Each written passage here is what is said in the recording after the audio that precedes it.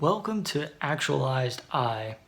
In today's episode, I'm going to go over the notes from Leo's video entitled Contemplation, the Most Important Tool for Sages. I'm going to give some notes, some ideas, and some insights from my perspective that'll hopefully help you out.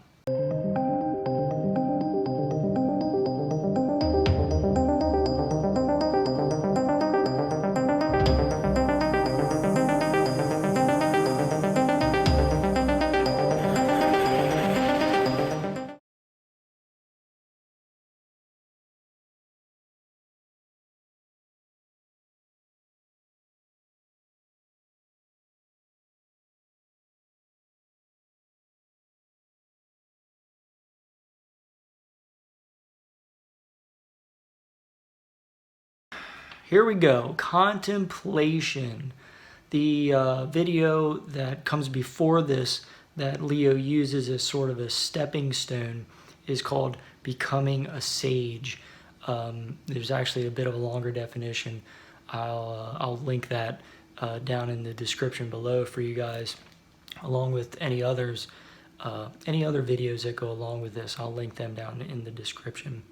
But today we're talking about contemplation as being the most important tool for sages. So if you've gone through the last video and you've used your thought processes and you started already contemplating some of this stuff, it's going to lead you into this section. There's 5 main points. There's a whole lot of stuff that he goes over, and these are the notes, but I'm going to touch on the 5 main points in this video. So what is it? That is what Leo describes and what makes total sense as to what someone working towards being sage-like, just working towards being more contemplative, should be thinking. What is it? Can be used in anything, any object that you put in front of you. What is an orange? What is a table? What are notes? Maybe something less tangible. What is love? And seriously contemplating about those things. Take any topic and ask what it is. It's kind of what I was just going over, but any topic. So it's not just a materialistic thing that you put into that category.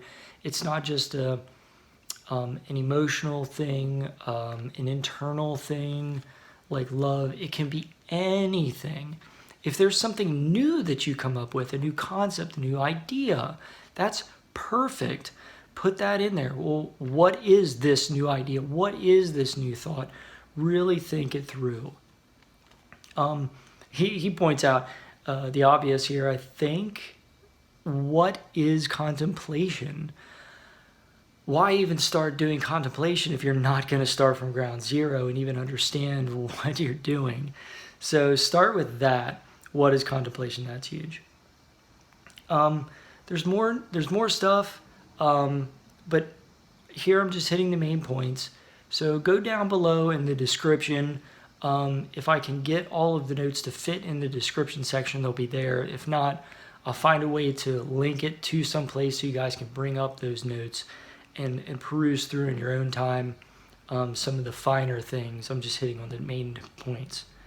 So this is main point number 2. How to contemplate.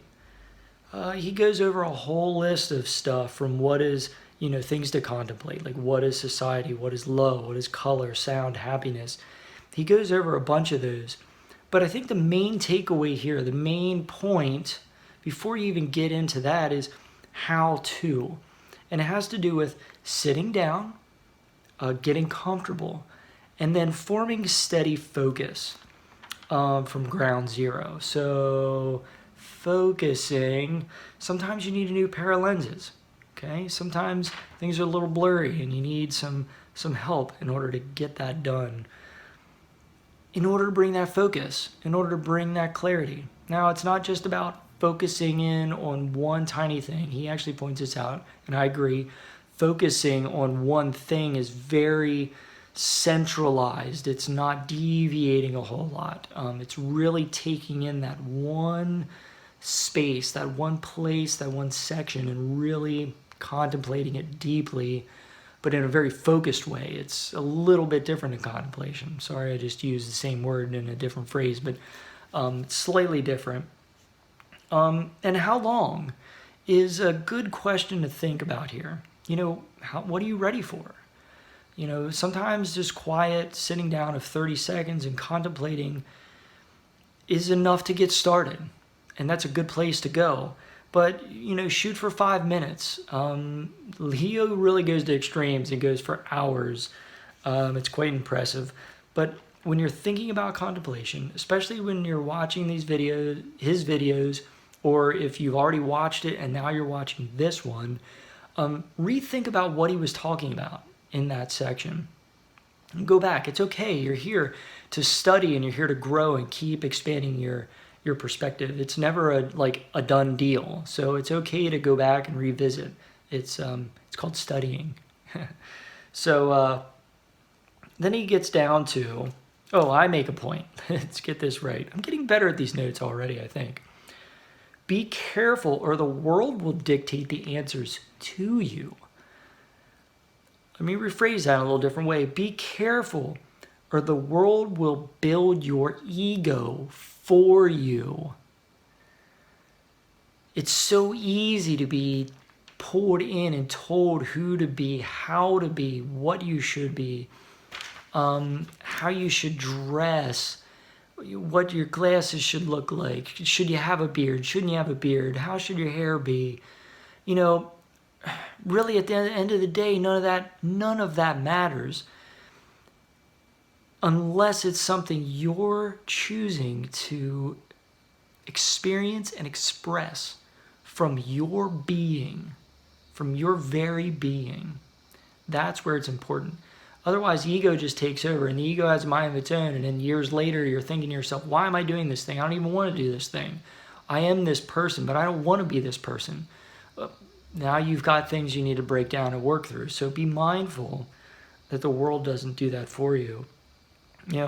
But Leo isn't just contemplating a intellectual thing. No, it's not just an intellectual thing. Yes, to a certain extent it is, but it's sort of an intellectual level. There's a deeper meaning, a deeper level. It's not even like climbing up the ladder. It's like jumping into the river and starting the ocean and starting to sink to the bottom. Intellectual level is when you first jump in and you start to realize what's going on. Then as you sink more and more, you really start to feel the pressure of the depth of what you're getting into. And then it becomes a being. Being is something different. I hope that Leo really expands on this concept in the future. I have some thoughts and some ideas of what that means, but they don't feel crystallized. They feel out there. They feel like, here's a thought and there's a thought, and they sort of need to be reined in a little bit. So I got to contemplate that a little bit deeper before I speak intellectually about it. But Leo he really has a grasp on that. He seems to already. He's already had a couple of experiences in that being level. And hopefully he'll bring forth some really good information in the future. So just think about that. I also made the note here that being level beyond the object and the human definition is a way to start thinking about what the being level might look like. So food for thought. All right, on to the next note. The next main point, I think here is the definition. He does go on for a good bit. There's a lot of really juicy stuff there. But for me, what really stood out was this thought process of the definition. And I made a note here as he's going through and explaining. It makes sense that there's limits to a definition. So we see an object and we define it. We can look it up in a dictionary, Wikipedia, and we see a word-by-word definition. But when you contemplate that object, you tend to feel and experience and be with that object in something that is broader than the definition. So here, if you're just going intellectual, you're stopping at the written definition. But when you go further than that and you start to realize that there are other aspects beyond that definition in everything, in every object, every what is it that you could come up with, every single one has a broader deepness to it. So don't get bound by the definition. Maybe use that as a springboard, but then you almost have to push that definition aside and look at it cleanly and clearly and at sort of a ground level where you're removing the intellectual thought, and you'll start to see other ways of looking at that object, other things happening, other things in your body happening when you're thinking about it, other things that are happening in your mind, things that are being triggered that you didn't know existed, those sorts of things. So, it sounds simple, like, yeah, the definition, it's limited, I get it. But until you really contemplate that and experience it a little bit, you don't really understand. So go out there and get at it. Lastly, this is simple. Commit to growing. This is huge. I'm trying this right now. I'm really committing to growing. I've been watching videos now and taking notes and taking notes and taking notes, really thinking about and contemplating throughout the day what's being done, what's being said, letting Leo sort of give you some food for thought and guidance and a little bit of, did you think about this?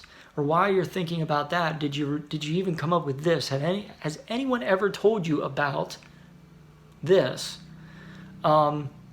Sometimes I'm like, yeah, I did that. Oh, no. I never thought about the being level.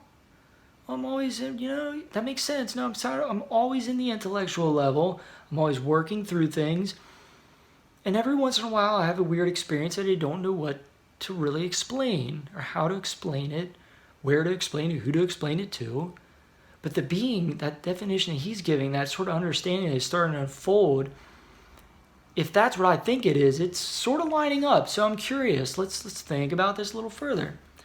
So those are the main points. If nothing else, I hope that commit to growing is what stands out the most for you right now, and that you continue on to actualize.org, which is Leo's website. It's not mine.